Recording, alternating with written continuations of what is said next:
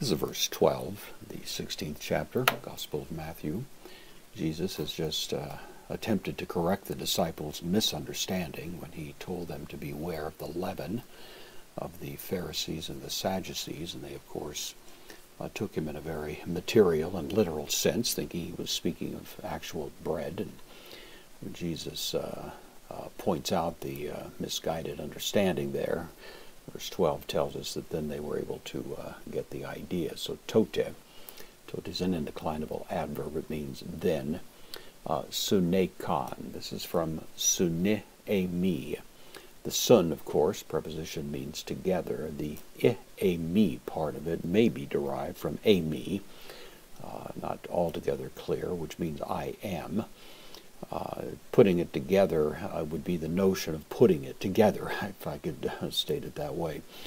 Sun-e-emi has the idea. They put it together in their minds, and from that is the notion of understood. So then they understood, third person plural, aorist active indicative. Hoti, that, conjunction. Uk, negation. Apen, from lego I say, third person singular. Aorist active indicative, that he did not speak or was not saying. Then pros ekain. This is from pros echo. This has to do with being aware, beware of something is actually the idea. To pros, to echo, to hold it before you. And from that derives the notion of being cautious about it, being aware of it. So they put it together that he was not speaking to them. To beware, it's an infinitive.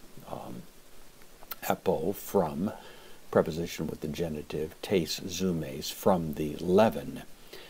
Tone, genitive plural, artone, of the breads. Jesus wasn't speaking, accusing them or criticizing them for having forgotten bread. That was not really on his mind at this point. It was a more profound warning.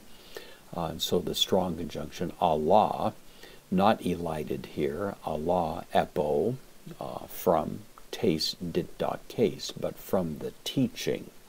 Didakes is, of course, from didasco, in other words, means teaching or to teach, but from the teaching, ton pharisaion, of the Pharisees, kai sadukaion, of the Sadducees. That Jesus' warning about leaven was not so much related to anything having to do with physical eating, but he was warning them to beware. Of course, in the memory, as the Pharisees and Sadducees had been trying to get Jesus to show them a sign from heaven, not willing to accept his earthly displays of power, and Jesus is essentially saying that all such teaching is really going to lead a person to a bad place, and they should be very much aware of that and not feel that they're bound to somehow doggedly and rigidly submit to the rules that might be promulgated by such leaders.